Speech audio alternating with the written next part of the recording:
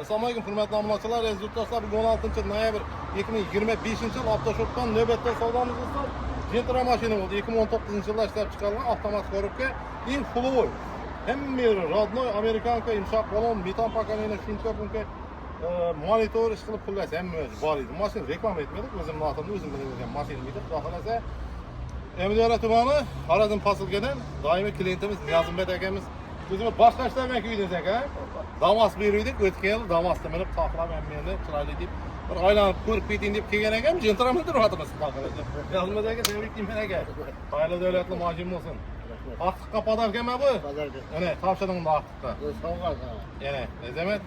Izullosin. Deb, tebrik qilaman. Xayli ko'ring. Azamat, Niyozmbek aka mashinani qaladingizmi aka? Savdodan rozimisizlar?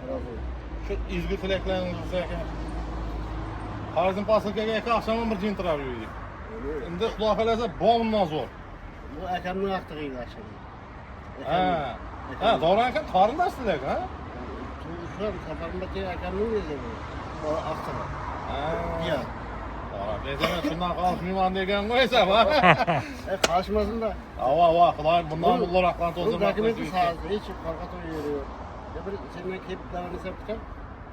Dönüş aka haz yazıp benim. Vallahi dönüş benim. O'zimning atimdan. Kelayotgan Avtoshop Gullarda xizmatdamiz. Videomiz cho'zilib ketadi. Bundan ko'rim ko'p.